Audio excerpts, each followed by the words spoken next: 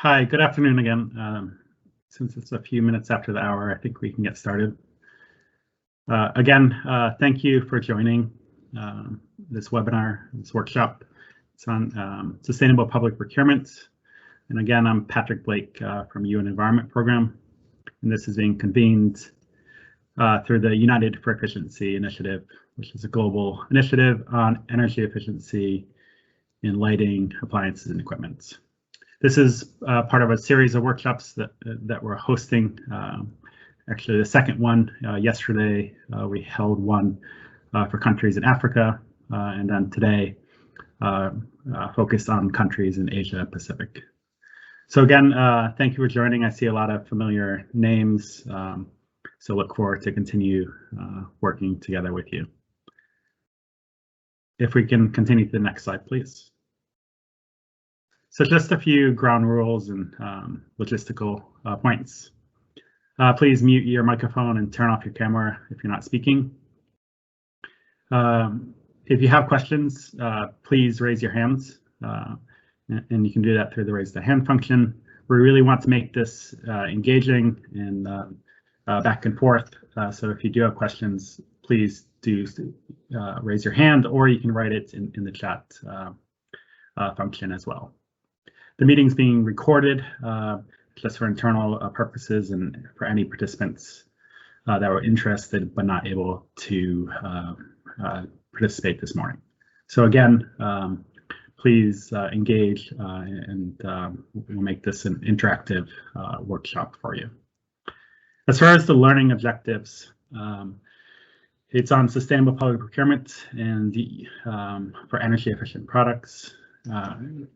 And as you know, we're working with many of you on broader topics for energy efficiency.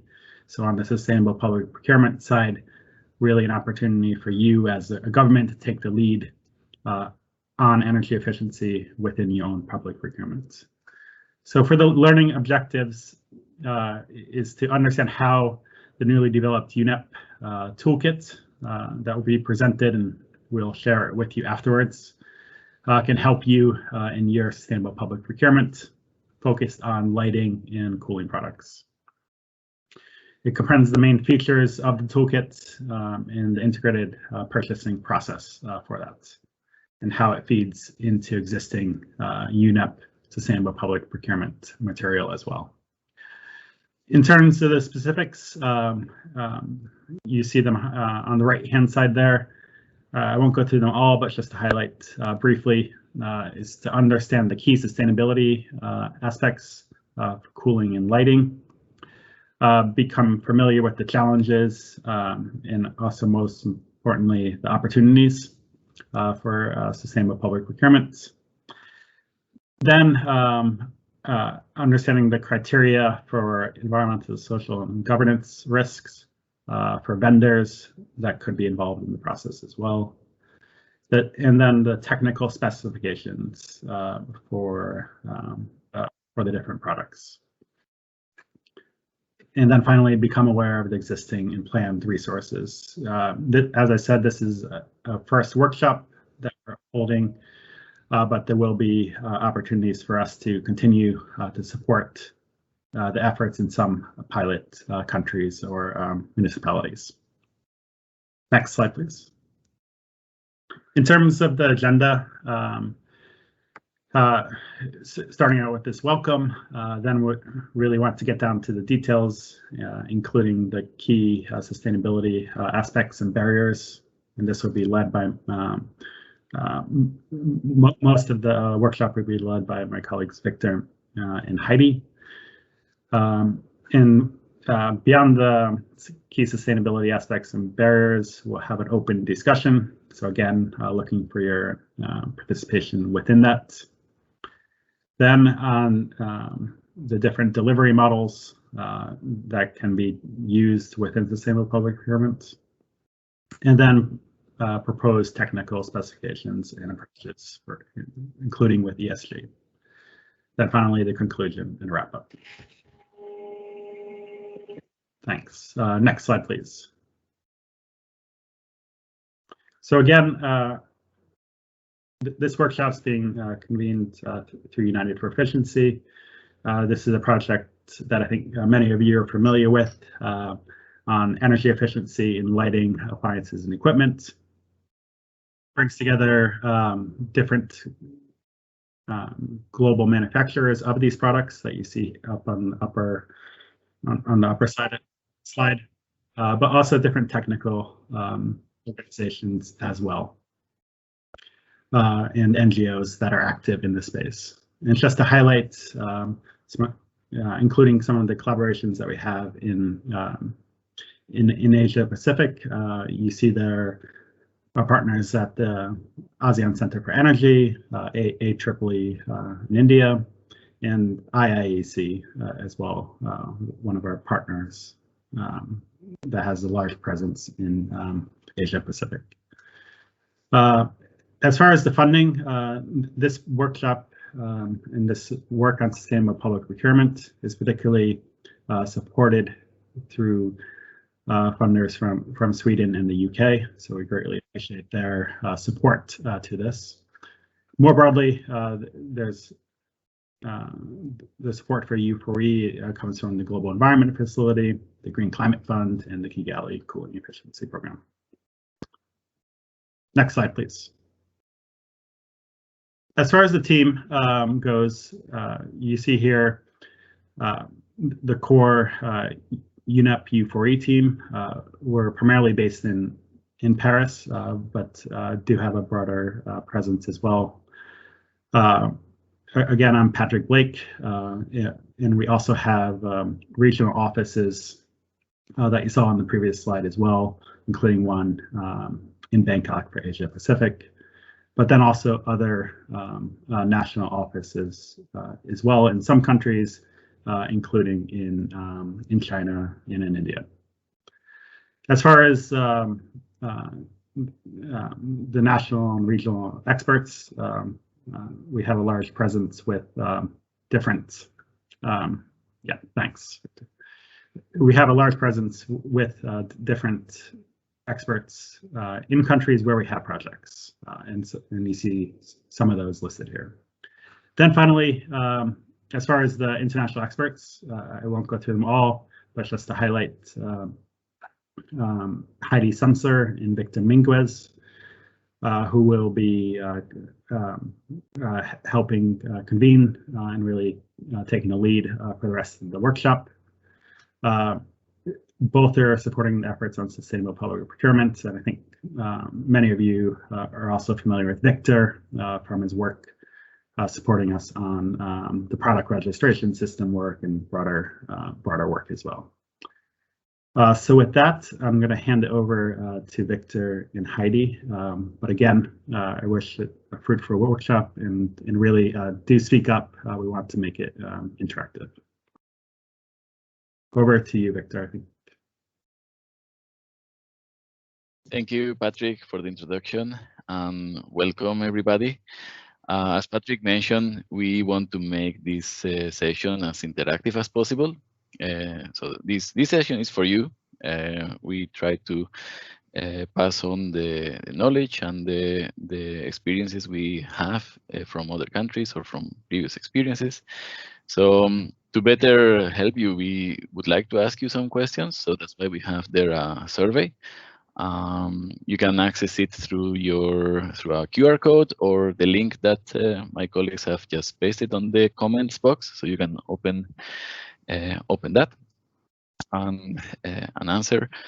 This you can make it anonymous. So, I mean, we ask at the end the name as an optional input, but you can leave it anonymous. The name is only in case you want us to contact you afterwards for continued support. As Patrick mentioned, there will be some dedicated support available after the workshop on how to implement this toolkit that we have developed. And the questions that we are presenting today, so on this first questionnaire, they're related about what technologies you have been purchasing or are in the process of purchasing. So that's one of the first questions. any plans that you may have in the future about well, what to purchase. So this could include different purchasing models. We will go through some of those in the webinar. Like, for example, involving companies like special service providers like ESCOs. Maybe you are in the process of developing a procurement policy for the whole department and want to be able to justify the criteria to be selected for the equipment. I don't know. So any plans that you may have, that would be helpful for us to know, or your main interests on the sustainable public procurement.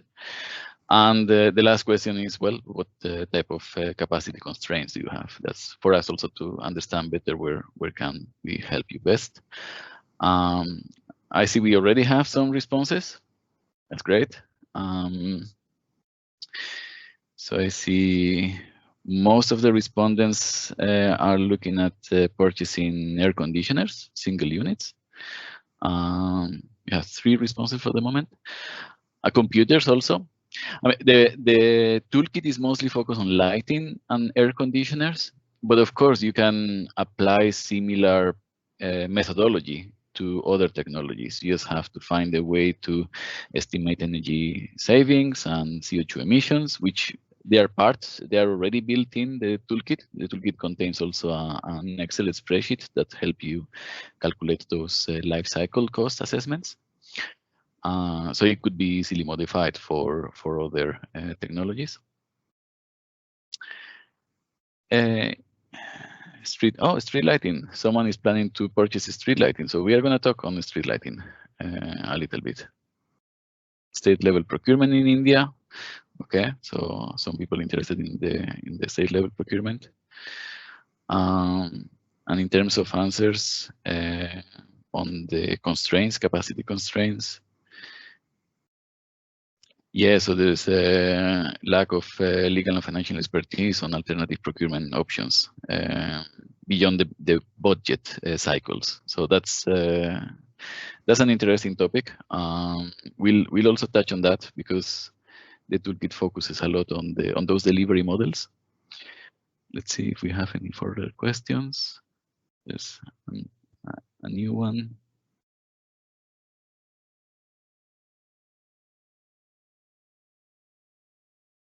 Yeah, more or less the same type of answers. We will circulate as part of the slides. So these slides will be shared in the coming days together with the toolkit, and we will include the answers provided to the questions. We will anonymize them, so if you have entered the name, don't worry. We will just remove that. Only the general answers of the first 3 questions. Yeah, I think that's interesting already. I think we can move to the next section of the survey. And so for this, I would like to pass on to Heidi. She can make an introduction to the toolkit and why it's important sustainable public procurement. Good. Thank you, Victor. Good morning or good afternoon, everyone. So what is the relevance of public procurement? We wanted to start with a brief introduction before we dive into to the toolkit itself. And so as you can see, government expenditures account for a significant share of GDP. In ASEAN, it's 23%, so almost a quarter. Decisions are still being made by retailers, mostly based on lowest cost, which tends to then procure outdated and inefficient technologies which don't last very long nor provide great quality. So that's another reason why we can transform toward sustainable public procurement to get past some of these constraints. And actually, on the contrary to what many people think, the payback for the extra cost of purchasing efficient equipment is actually quite reasonable, and it's much shorter than is often perceived. So if we take the example of an air conditioner, if you're purchasing an efficient air conditioner, the payback period for the extra payback period associated with that additional cost is only 2 to 3 years on average. We'll see an example of that later, and many of you were interested in air conditioning. And finally, SPP is not being developed from scratch. It can actually build off of existing legislation, for example, the Kigali Amendment, the MEPS are the most, the minimum energy performance standards, the NDCs, which of course are at every country level, and which is important because there are many different types of legislation and different priorities, but actually sustainable public procurement can build off of things that are already existing, and importantly, help governments and help you all as procurement officials actually realize some of your existing commitments, be it environmental, energy, or others. So if we move on to the next slide, the approach that the toolkit takes is an integrated purchasing process, so similar to SPP building off of existing legislation and other aspects. The idea is that this can be integrated into the procurement process. So we can talk about it in 4 different elements. First, the legislative framework, both at the international level as well as national. So public finances and procurement are just as important as some of these international legislation, as was just mentioned, also ILO, for example. Financing models, basically we can divide it into 2 groups. You have your regular CapEx procurement, but we're going to look at alternative delivery models, which tend to focus more on OpEx and actually flips the whole ownership model around. So you get things like product as a service or asset as a service, and we're going to look at asset servitization as a concept, and that can help you get around different constraints, particularly with budget and other things, and provides new opportunities to procure, both lighting and cooling products. Third element is sustainability requirements. We can look at the product level, for example, the supplier level, and the product level tends to be environmental. What actual, environmental impacts is the actual product having? Whereas at the supplier level, it tends to be more social and governments. And then finally, soft factors is the 4th element. These are also actually quite important. They're sometimes overlooked. But you have additional community benefits, you can get political buy-in, but also the sustainable public procurement can also help to sell your project internally, particularly when you have other projects with which you're competing. So we'll see some of those examples as we move forward. And finally, just to mention again, Victor had already said it, but the toolkit includes an assessment document and also an Excel worksheet that allows you to work through some different examples and make the different calculations that help you then make your arguments and can make procurement decisions. So with that, I will pass back to Victor. And again, if you have any questions, please feel free to use the chat, interrupt. We'd like to make this interesting for you and interactive. Thank you, Heidi, for that introduction. So, yeah, I think that covers very well the general reason why we are here. So, what can sustainable procurement do for you?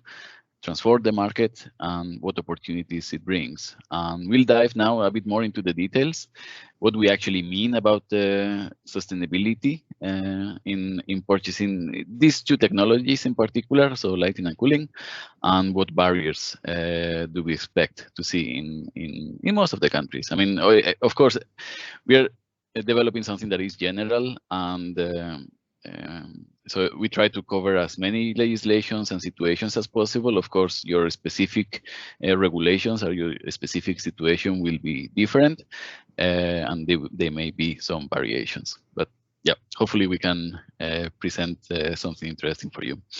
So in terms of sustainability, when we are dealing with sustainability, we look at 3 main aspects. So environmental aspects, social, and economic. Okay, and within those, of course, we have to look at different assessment areas. So, for example, on environmental, ozone depletion, greenhouse gas emissions, both direct and indirect, So direct on air conditioners is the release of refrigerants to the atmosphere. Refrigerants, the traditional refrigerants, are very powerful greenhouse gases, which cause climate change. Indirect refers to the consumption of electricity, because then there is certain emissions that are generated in the power plants. So, but there are other topics like hazardous substances, waste generation, light pollution. For example, on lighting, that's we had an interesting case in Chile, where in Chile there is well, an important community of observatories, so astronomy, and light pollution was an important topic for them. So to avoid polluting the generating too much light in the atmosphere that can interfere with those observations.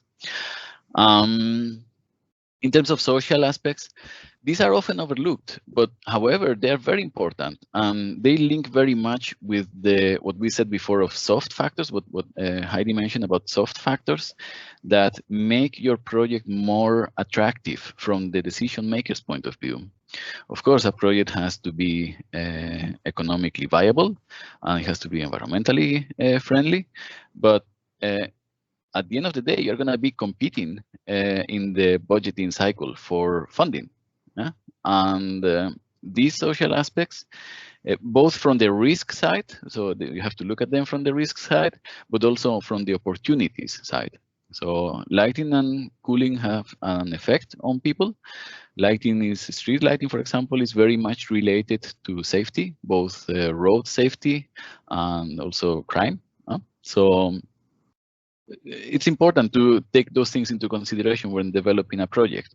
You can build, for example, lighting projects that look at commercial areas or areas where there is particular high crime, and present the projects to, well, of course, environmentally friendly with these technologies, but also adding these benefits to those areas. Okay.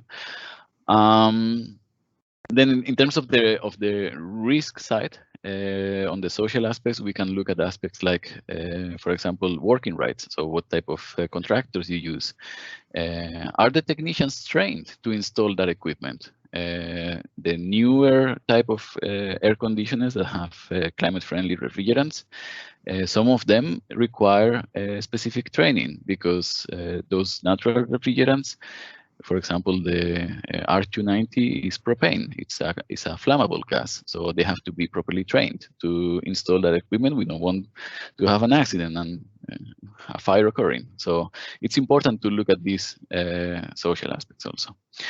And then on the economic side, of course, the most relevant, I think, for promoting the project are the budget implications. So how do these projects link with the well, finances of the government? And that's where the toolkit actually focuses mostly. Okay, you can see there on the right the resources, GPP technical guidelines and specifications, and the toolkit, what the type of aspects are covered by each one of them. So the toolkit focuses mostly on the economic aspects. The GPP means Green Public Procurement, Technical Guidelines and Specifications. Those are some documents that some colleagues have developed for to provide some specifications for equipment.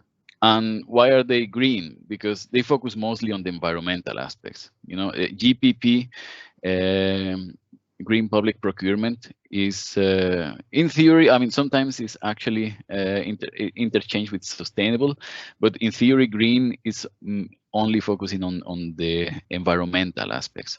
Sustainability is more than that. It's sustainable means also looking at the social and the economic aspects.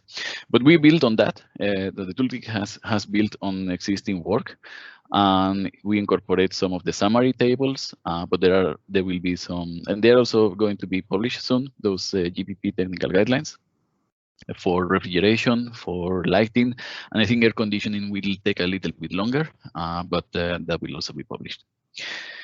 So, okay, we have those three aspects: environmental, social, and economic. But we have to look at different parts, or what influences those three aspects.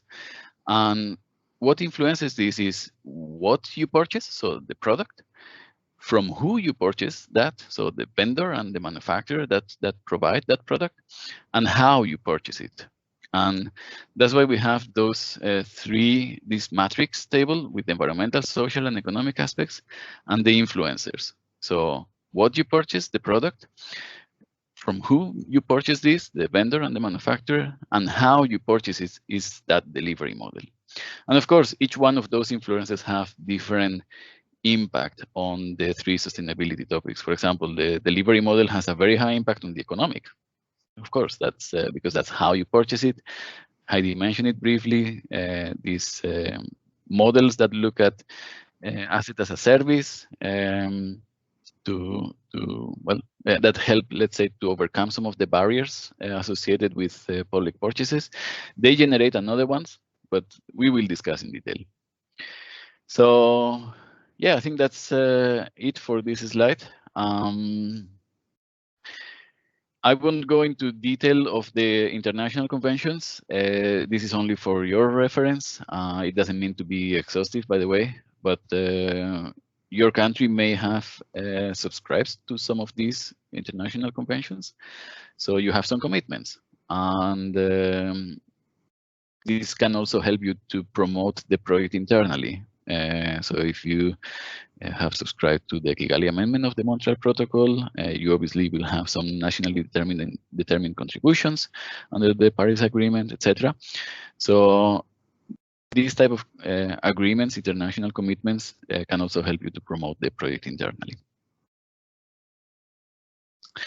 Now, in terms of barriers, again, I will not go into the detail of each one of them, but I would like to highlight some of them.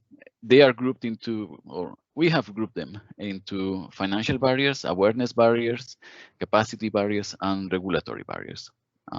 In some cases, some colleagues separate the capacity barriers also into capacity and market barriers.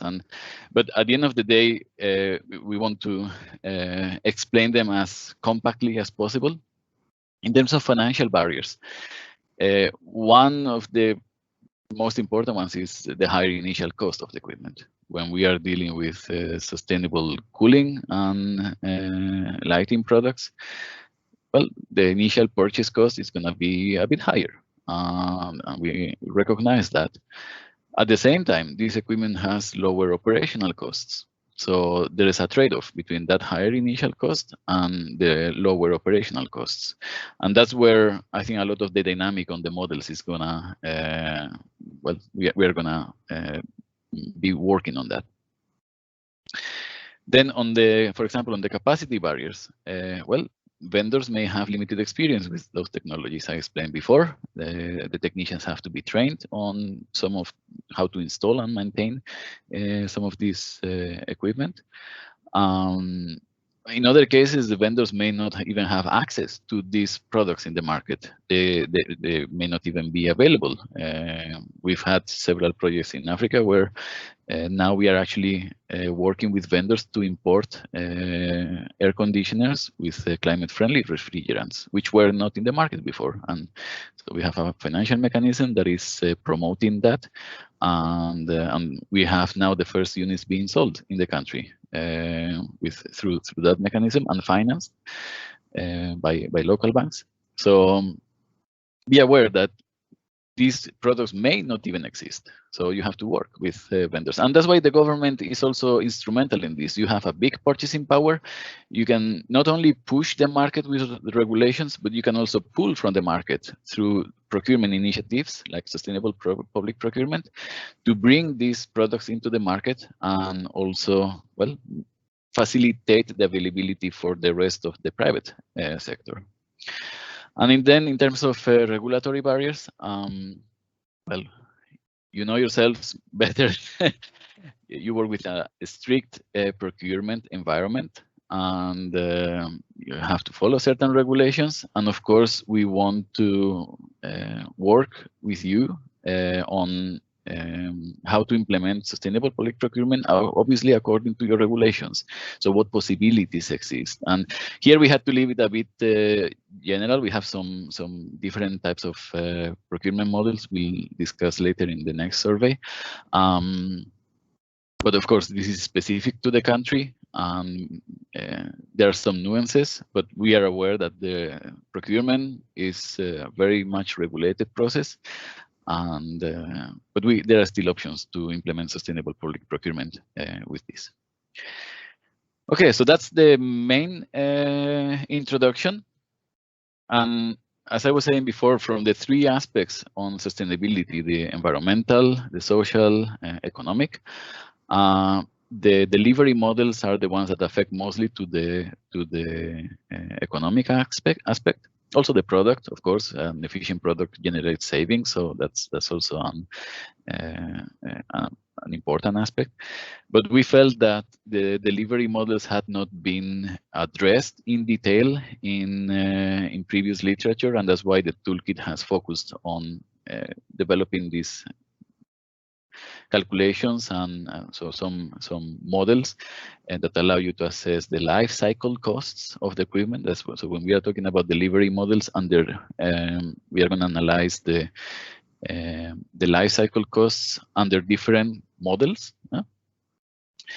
So let's start with something that you for sure know, which is the standard project development model, where the government basically issues a tender and you purchase some equipment, some assets, which go into your balance sheet. And as such, you have some liabilities on the other side.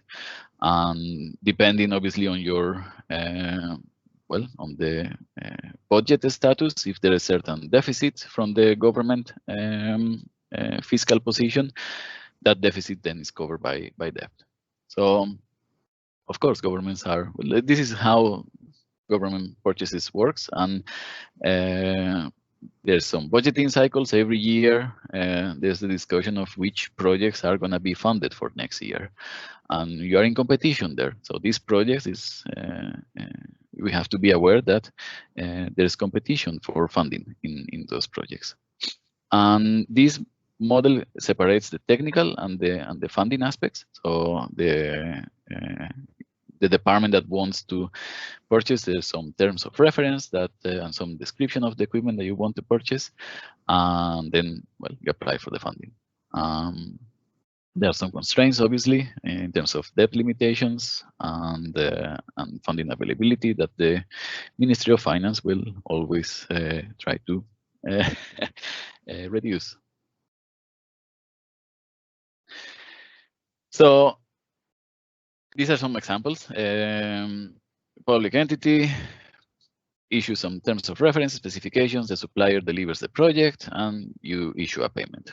That's traditional. A variation of this is if you can get a grant. It could be from a higher level in the government. So, for example, some local governments or regional governments can get some, there's some funds from the central government for certain development priorities. You can get some funds from as a grant, not coming from your own budget, or international organizations sometimes can also provide that. But again, we are dealing here with finding funds. That's really the difficulty. This is virtually the same, but in which case you can develop a project with dedicated financing. So this could be, for example, a leasing model. This could be a project finance model. But of course, dealing with dedicated project financing, that if it's not regulated, it could be a bit more difficult. And also the projects are, they don't tend to be too large. These type of projects, lighting and cooling.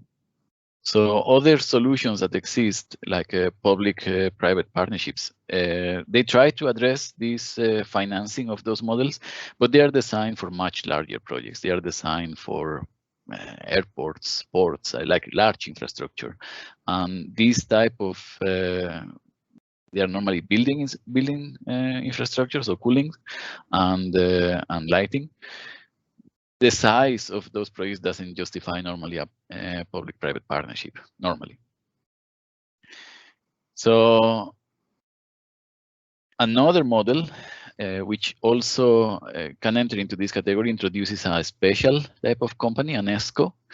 And an ESCO not only provides the product, but they also provide a performance guarantee and maintenance and measurement and verification. There is normally in the terms of reference in these cases. So the funding is similar, where the entity asks for presents a project internally, and the ESCO will get paid from as a project. So you pay the project to the ESCO, and then based on these guarantees of performance of the equipment, if the project doesn't perform as expected, you will get some funding back. So the shortfalls that expected savings are not achieved, the ESCO covers that. In this model, normally the terms of reference give much more freedom about what to install. So they focus mostly on an objective. So you're looking at, I want to install this type. So I want to have this cooling in this area, and I want to achieve this much savings. And which exact model you use or technology and so on, that's the ESCO is given much more freedom on how to choose that. Okay, but in terms of the financing, it's still the same. So this is the performance guarantee model, where the ESCO guarantees the performance, and the financing is still coming to the end client. Okay, this model was popular in the US when it was possible to issue debt and to account also for these projects off balance sheet, which was they had some special arrangements. That has changed now with the new financial regulations. It's now much trickier, these performance guarantee models to bring them outside of the balance sheet. So because there was some leasing arrangements that they could organize as operating leasing, to bring them off the balance sheet. And that brings us to these other new models that Heidi was mentioning in the beginning, servitization. So when we are talking about, it's a big mouthful of a word, but asset servitization means that instead of purchasing an asset that goes into your balance sheet, you are actually, as a government, only purchasing a service. Okay, so that asset that before was going to the government's balance sheet, now it's purchased by an ESCO or an investor. Okay? The ESCO may be the same as the investor, but they may have separate roles: an investor on one side and an ESCO on the other. Which then gets funding, either debt or their own capital. That's really for them to decide. And that ESCO provides to the government utilization rights on those assets. And the government pays a service fee for those assets. So you can see here the ownership structure is different. By the way, normally at the end of the contracts, what happens is the assets are actually, the ownership of the assets is transferred to the government. There is, and this depends really on the regulations. For example, the European Union issued, the Eurostat issued some guidance on when these contracts could be accounted like this. So when an ESCO model could actually be considered off balance sheet, and this type of payments considered as operational expenses. Yeah, that depends really on the regulation and accounting. So that's something that if it hasn't been clarified yet by the financial and purchasing authorities, then that would need to be clarified. But basically what this model achieves is that these assets are not anymore in your balance sheet. It means you don't have to get budget for it as a CapEx budget, okay, capital expenditure budget. So you're not competing on the capital expenditure budget. And if you if this project is designed correctly, this service fee, the payments, the operational expenditure payments, can be actually lower than your previous costs on running the equipment. Okay.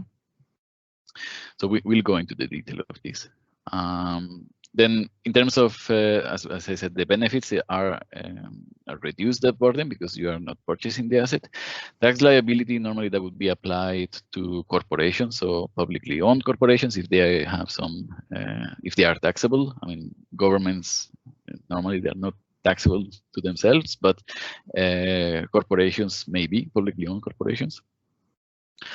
Yeah, so that's the basic concept of servitization. And there are different models. There are different ways of doing this, and each one has their own nuances. Sometimes they are called asset as a service. Sometimes they are called shared savings, so the ESCO shared savings.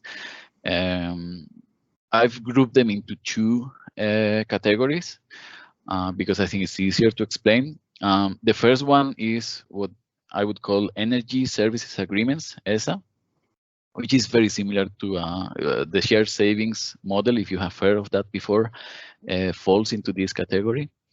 And in this case, what happens is the ESCO obviously develops the project. They sell the asset to an investor. The investor pays the ESCO for that. And they provide a guarantee on the performance, so how the equipment is going to perform. At the end of the day, what kind of savings you are going to achieve, what type of they also provide maintenance, and they monitor. M&V is monitoring and verification service, so monitor how the equipment is performing, and obviously they also get paid for that.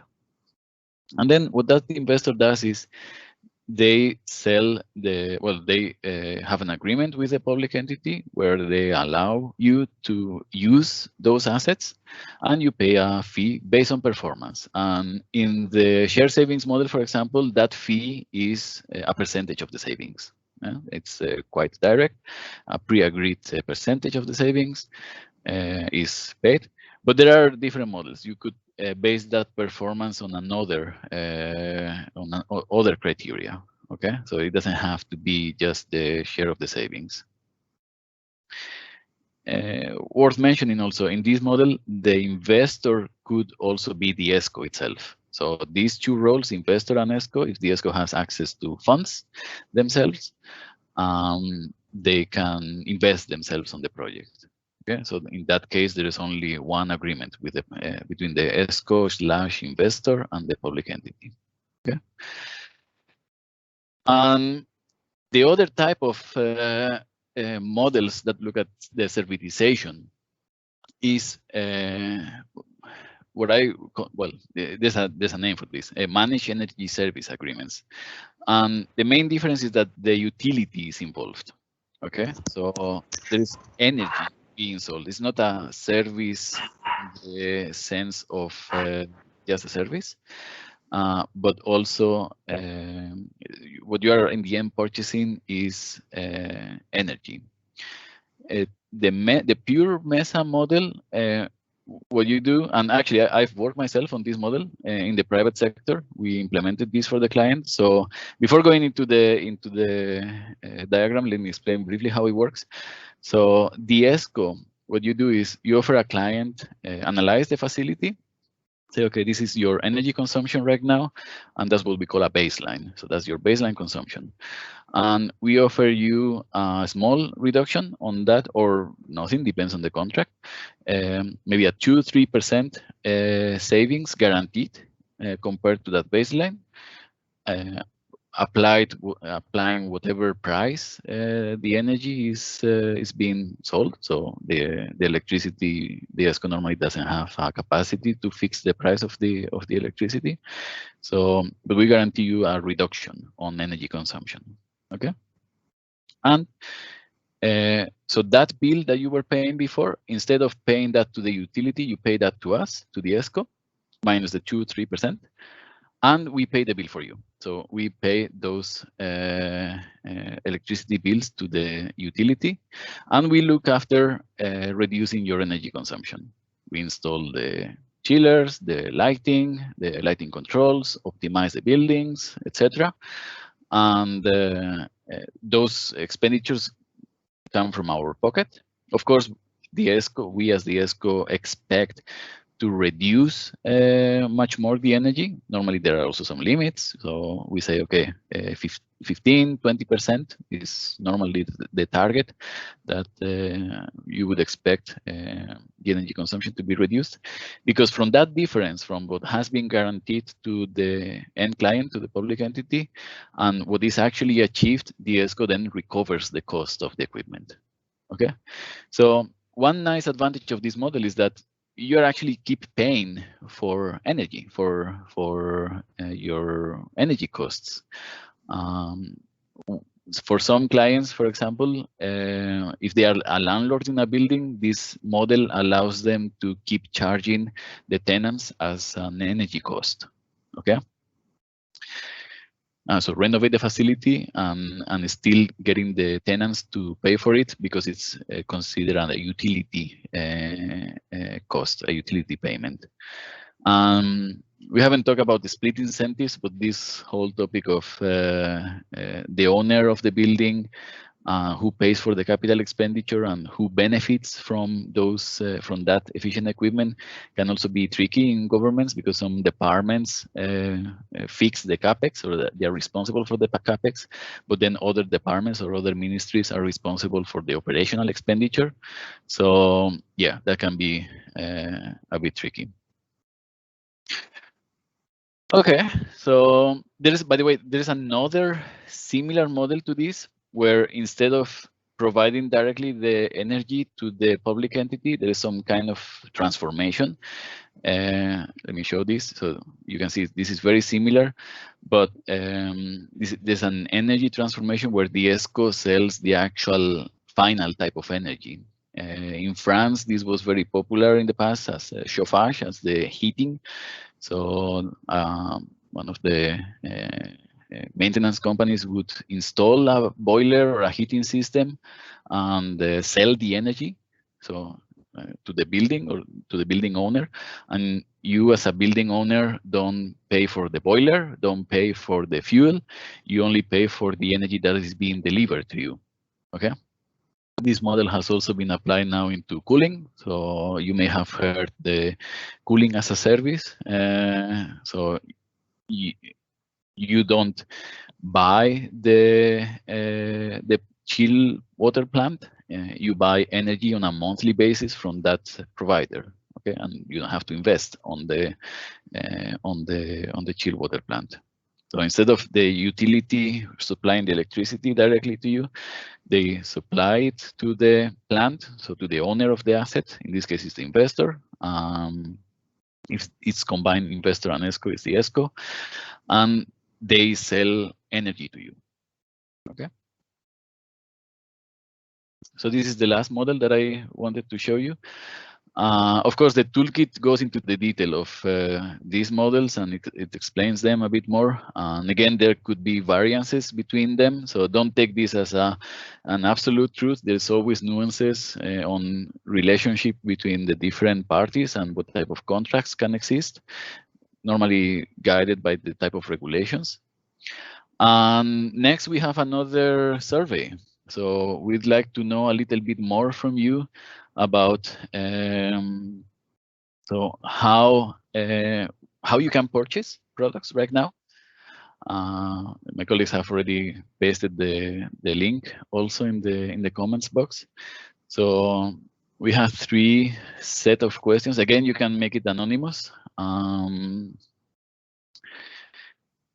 Or include your name if you want us to contact you in the future. So here we are asking about what delivery models are available from what we have been explaining. I've also included the public-private partnership, but to be quite honest, public-private partnership for energy projects like lighting and cooling normally doesn't work because the regulation is very complicated. They are designed for large infrastructure. They could work. I've seen these working, for example, in the US, in highways. So if there's one of the states wanted to renovate the lighting for all the highways in one region, and that was a really large project. So then, yes, they went through a public-private partnership model. But yeah, that's complicated because it requires certain size. So then the next question looks at so what assessment models have you used in the past? You know, in your procurement regulations, normally you'll have price only. Price once certain minimal technical criteria are met. Best value or equivalent. So when I say best value, it means that both the price and the technical aspects get points. In the previous model, so price once minimal technical criteria are met is different. All the points are awarded based on price, only to that equipment that achieves certain criteria. In the best value, there is a mix. So there's a evaluation formula. Okay. Some regulations also allow the life cycle cost assessment. That's the next point, LCC, which is what we have developed for. So the toolkit Excel worksheet does that. It develops a life cycle cost assessment for various technologies and models and others. And then the last question is, so what the first one, the second point was, what have you used? And this third question is, what is available in your regulation, which could be different. So if you know lifecycle code is available, but haven't used it, then you can mark it on question 3, but not on question 2. Any other comments you can also add in the other. If you don't have on top of your head, you can mention it on other.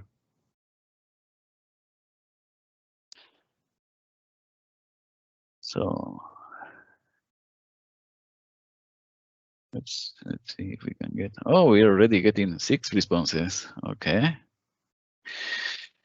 So in terms of models available, self-developed project, yeah, with coming from the budget, of course, that's the most common.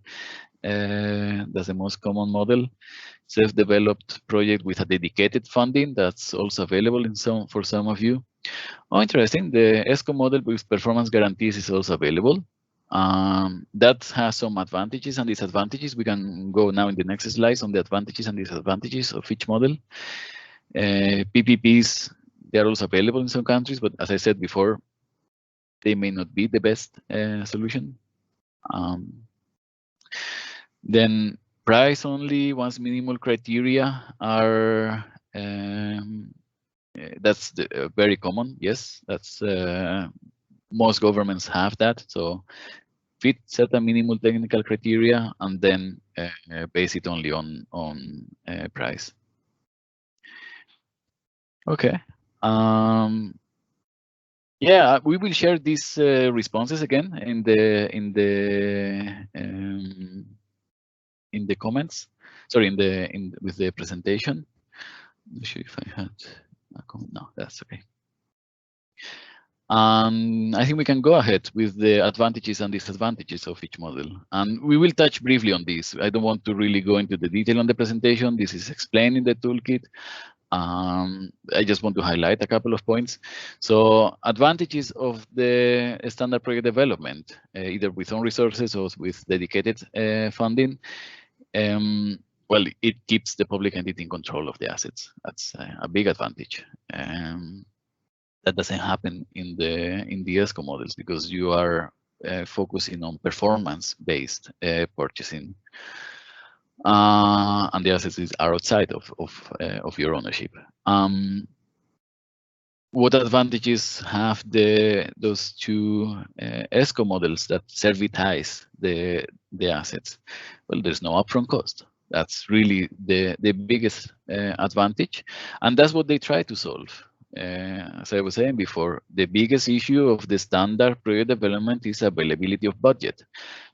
You have to get funding, and getting funding is difficult because there will be other competing departments There's always education will want more money for the schools. The healthcare system will also want more funding for the hospitals. So it's a competition, internal competition. And part of the toolkit also helps you actually to work on those models. By the way, we are not. Even I have worked under the ESCO model. I know the difficulties of working under that model. We are not pushing for that model. We just want you to be aware that those models exist and that they solve that barrier of the initial budget, but they come with other associated barriers, normally regulatory and accounting. How you can account for those models. Can you really account them as off balance sheet? Yeah, so in terms of disadvantages, well, as I said, the standard project development is on balance sheet with the limitations we have explained before. And the disadvantages of the ESCO models is, well, you have to be willing to transfer that those assets, or the ownership of those assets is going to be outside of the organization, at least during the initial phase of the project. To help you guide the thinking process, how to navigate of the different models and how to really go about it, we have developed I think it's a simplified but still adequate process map, where we start by saying, okay, if you as a public entity are interested in sustainable public procurement, first question, can we standardize criteria to make these criteria for sustainable equipment across the organization so that we only buy this type of equipment? Some countries in the ASEAN region have done that. So I think it was Indonesia had a target, Indonesia or Malaysia had a target to purchase 20% of the government purchases to be green, according to certain criteria that they defined. So you can develop a business. If you want to implement that, it's not existing, but you want to implement that, you can develop a business case to set up this standard SPP procurement guidelines or criteria, and the toolkit can help you to develop that business case. If not, if you cannot do a standardized approach, well, then it's going to be project by project. So on a project by project basis, first question we are going to ask is, are there funds available? If yes, okay, well, we go then to the right. So the chart continues to the right in the next slide. But if you don't have budget, which is normally the case, first, is there any split incentive between the capital expenditure and the operational expenditure? What I was explaining before, who purchases the assets is different than the organization that pays for the operating costs of those assets. And that means the incentives are split, because one is interested in purchasing at the lowest cost and the other one is interested at purchasing at the lowest operational, so the equipment that results in lowest operational costs. So you may want to discuss some type of balancing mechanism between agencies on that basis. If there's no split incentive, okay, but you still don't have funding, has the project included additional benefits that make it more attractive? You remember in the first slides when Heidi presented those soft factors, how to make a project attractive? Well, we have some examples of those in the toolkit. It could be from on lighting, safety, on cooling, comfort, and increased productivity. But that depends on your case. So there you have really to work creatively on how to present a proper business case, and the toolkit helps you to assess the financials of that business case. Okay, so in case we go back, do we have then funds available? If we still have a project that meets all those criteria, but there is no funding available internally, so that yes here. So it meets all these. There's no split incentives, but we have additional criteria. but we still don't have internal funding. Okay, could you get some external funding? So that's the question here below. If you can get external funding, then it moves again to the process where you can get funding for it. And the next question would be, do your regulations allow life cycle cost evaluation? If yes, then, well, you can develop a tender with life cycle cost as criteria. And the model that, so the Excel worksheets that we have developed help you to assess those life cycle costs.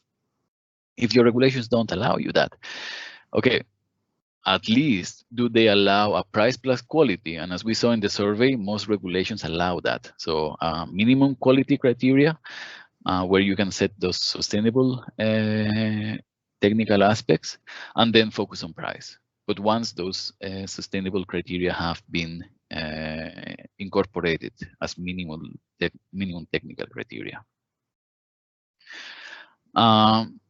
Oh, I see. We get some questions about. Can we get the slides? Yes, you will get the slides and the toolkit. It hasn't been published yet. It's still with the graphic designers for the cover page and a couple of other points. But we expect that to be ready, I guess, by the end of this week or early next week. So we will share the slides. We can also share the video to this event. It's being recorded.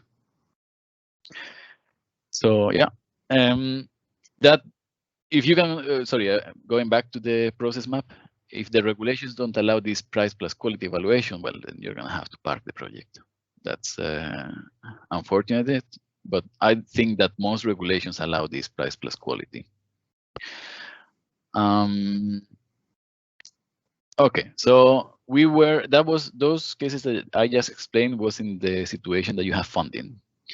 If you don't have funding, then we are going to look at those other alternatives, those servitization models, which don't require a CapEx funding. And the first question to ask is, well, are there ESCOs active in the market, in the private market, or well, in the public also, but they may be available in the private market. If not, well, I'm sorry, but if you don't have funding and there are no ESCOs in the market, you're not going to have a project, most likely. Unless you want to get into developing the whole ESCO market, but that's another story. If there are ESCOs in the market, okay, let's look at our regulations. Do our regulations allow these servitization models, or more precisely, under which circumstances do they allow? I heard, for example, that in the Philippines, the whole sharing of savings is not allowed.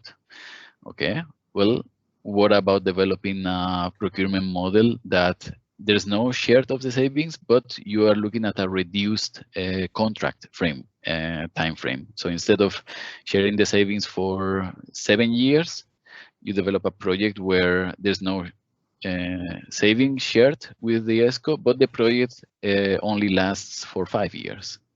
Okay, that could be an option. Is it possible to update the regulations? Of course, that takes time. If the regulations allow the servitization models, okay, another barrier that is quite common is multi-year contracts. And again, public institutions, you're subject to these procurement regulations and finance management for public institutions, which sometimes forbid or place some restrictions on committing to spending funds beyond the current budget or fiscal year. Okay, and if you want to do that, you have to go through either a special process or not allowed. In other countries, those regulations are, for example, a bit longer. So those timeframes are a bit longer. In South Africa, they were, for example, 3 years. So anything going beyond 3 years, they have to go through a special process. Less than 3 years or 3 fiscal years, they can decide, the local governments can decide by themselves. So if it's feasible, to implement these multi-year contracts, well, then you can review those conditions for accounting. How is it possible really to do it, or under which conditions it's possible to finance it off balance sheet, so without asking for the capex, finance it as an opex. Okay, that's the process map. If you have any questions, feel free to raise your hand, type them on the box as you wish, or we can continue. Next, I'm going to show some screenshots of what the toolkit provides, so you can see how, more or less, how what it consists of. In the toolkit, you'll see two case studies. So one is to develop a sustainable AC policy. The first step that we showed in the process map, where the entity develops a standardized criteria for purchasing certain type of equipment. Sometimes these are green public procurement, GPP, they're also called sometimes. And you see here the difference between purchasing a standard equipment. The technical specifications are also included in the toolkit.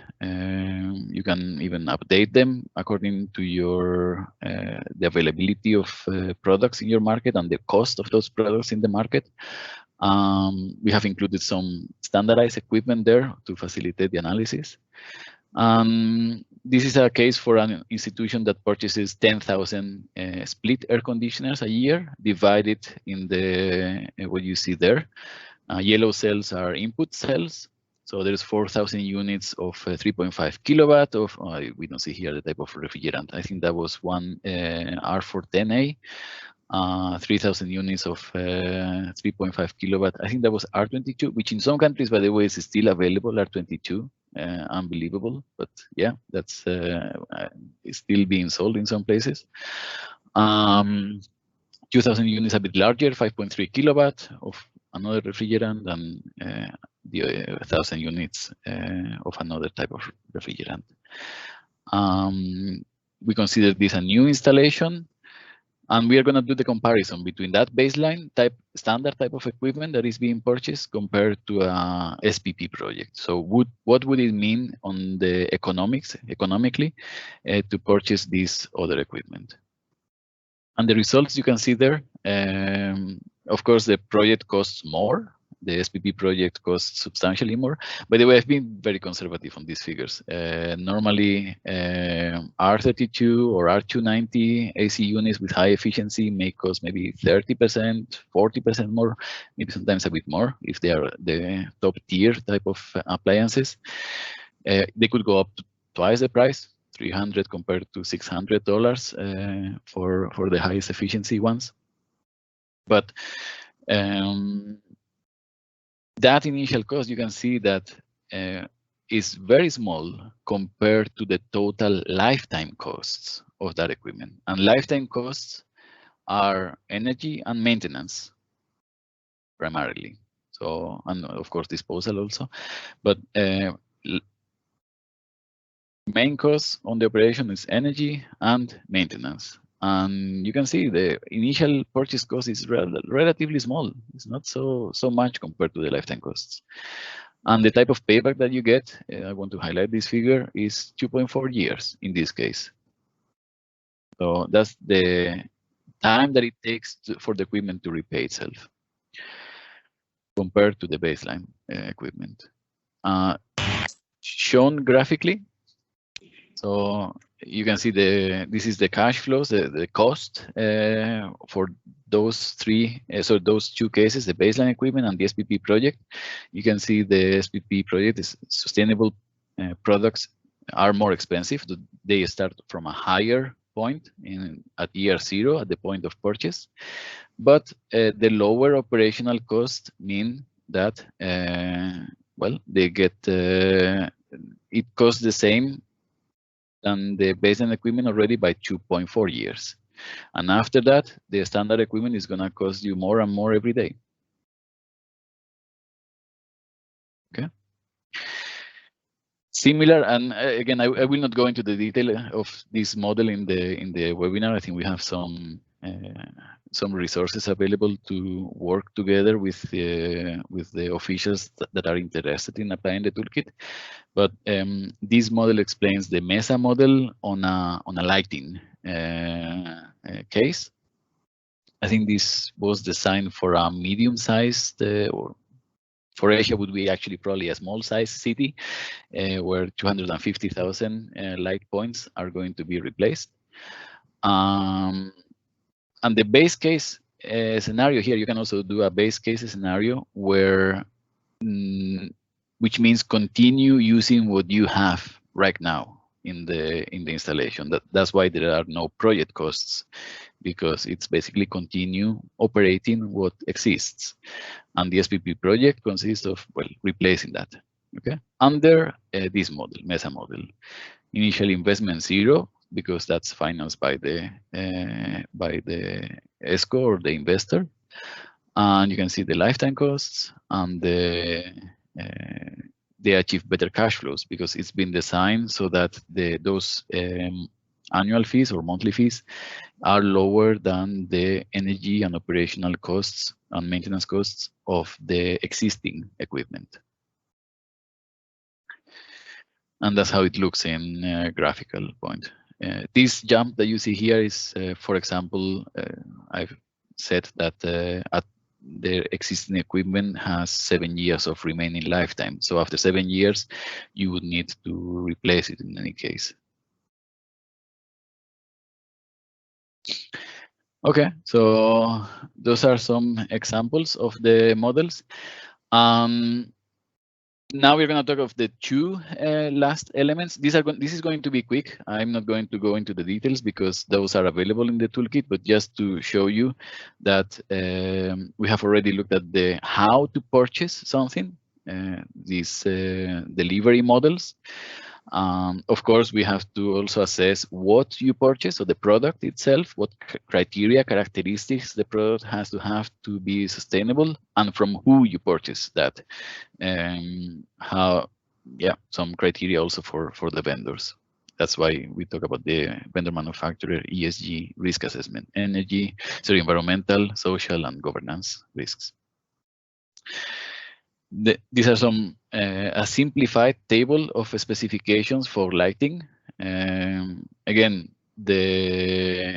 these green public procurement technical guidelines and specifications are giving this in detail with explanations and this is just a very summarized table. There are more criteria here, but it gives you data on luminous efficacy, lifetime. For example, they have to be repairable. Some of the new LED modules, if they are fully integrated into the luminaire, it may be difficult to replace, but you can make a criteria that those modules have to be replaceable.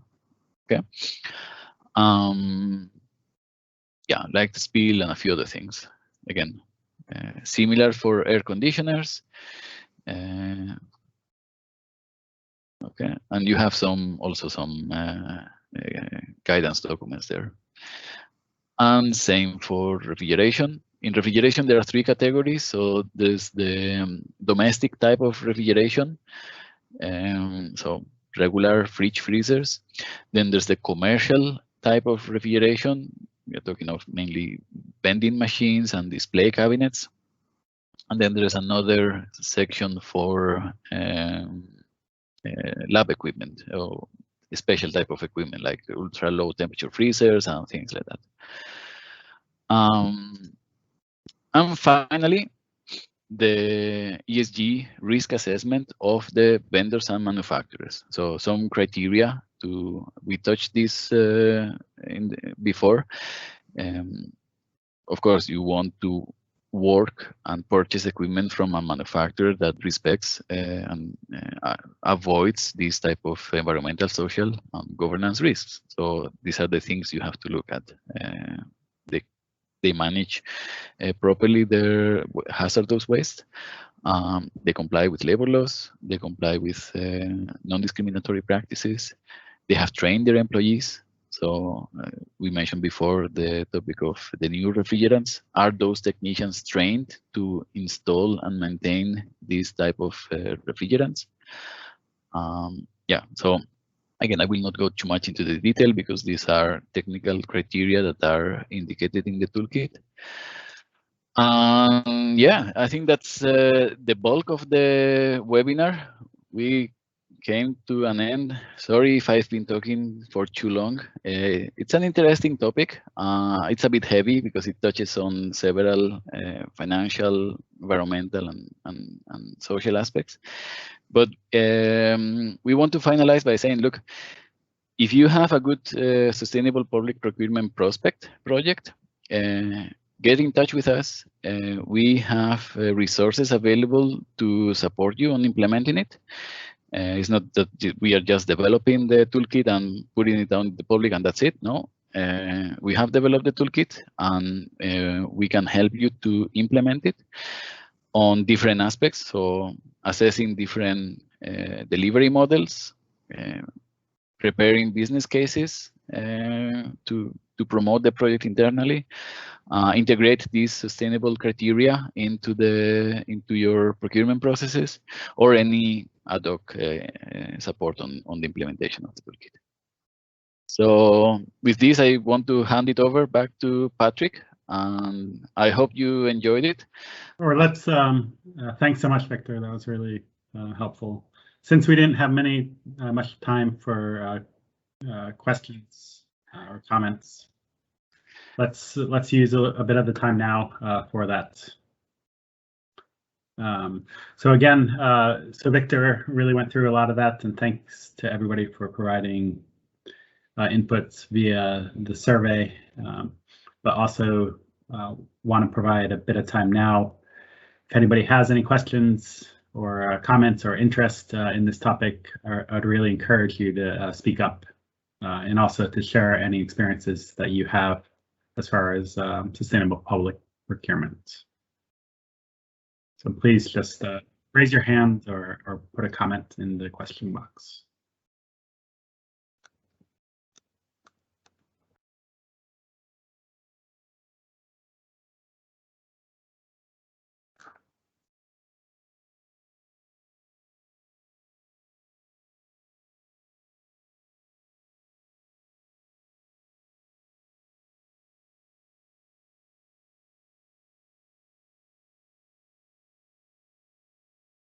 Really looking for some volunteers. I know, looking at the participants, I know many of you are active on this, and we're working closely together with you in the national projects funded by the GEF or GCF. So now is really the time to raise any kind of questions on your side.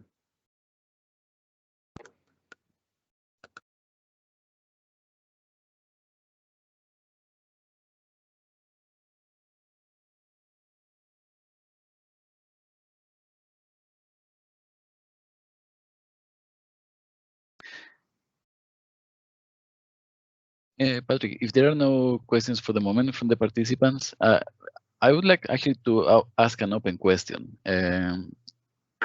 Have any of you been assessing ESCO models in your country? And if so, could you perhaps share what the type of barriers you have identified for implementing them? I don't know if I'm sure some of them will fit or will match what we have described here, but I'd be interested to hear also from your own experiences or any other additional barriers.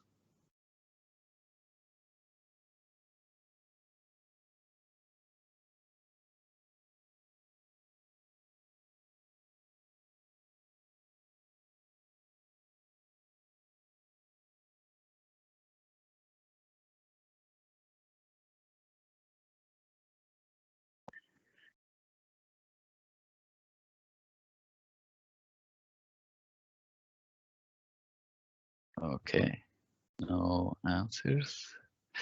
That's fine. Oh, I see. Asad has raised his hand. Yeah, Asad, go ahead, please. Yeah, thank you very much. And Congratulations for organizing this very important session. I appreciate the knowledge shared during the session as well. There is one common barrier, I guess, in the public sector when we look into ESCO model implementation in the public sector organizations. Like, for instance, if one has installed inefficient air conditioners or any other lighting technology, and they want to get it retrofitted with the efficient ones under like ESCO model. So the one of the regulatory barrier which came ahead is like the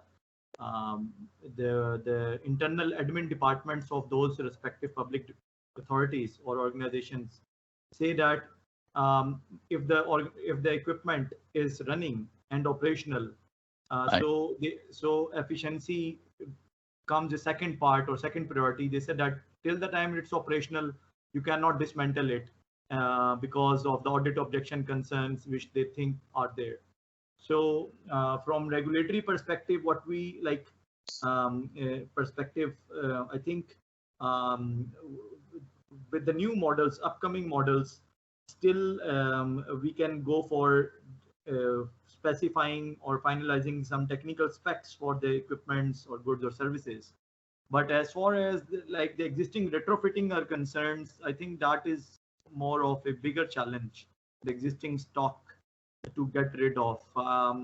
So any specific details or some quick tips for the public sector departments who want to dismantle or remove their equipments, because definitely that's a sort of internal country to country aspect has to be looked at, or legislative aspects have to be looked at.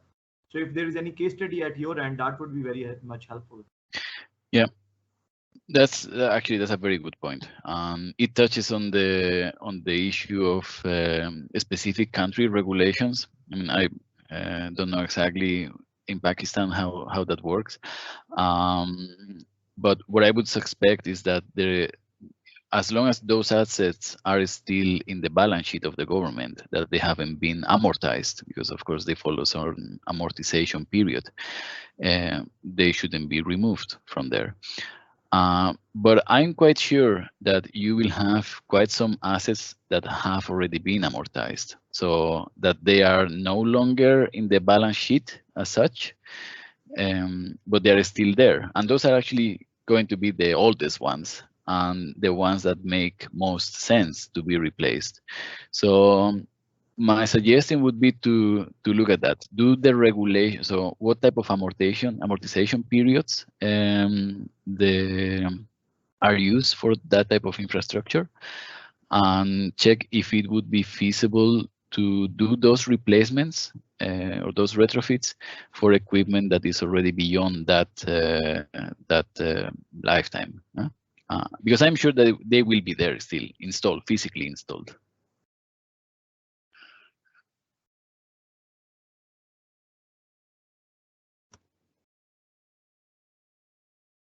Thank you. Thanks, Asad.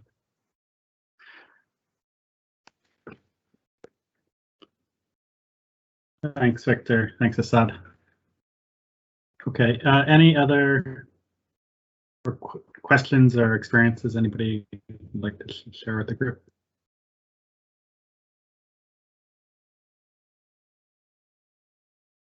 Okay, well, yeah, I know in a group setting, sometimes it's difficult to share experiences, but really encourage you to stay in touch with us.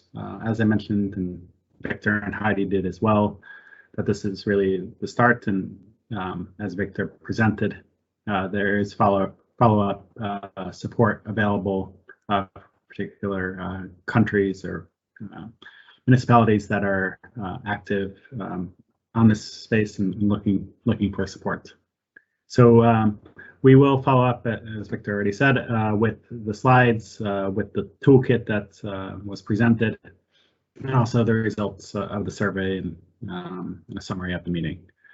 So with that, again, thank Victor and Heidi for their presentations.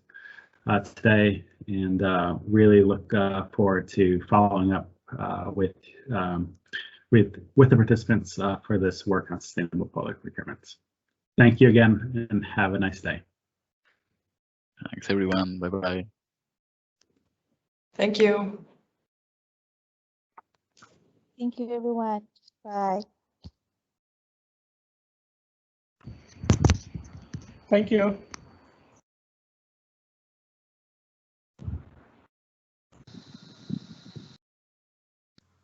Bye.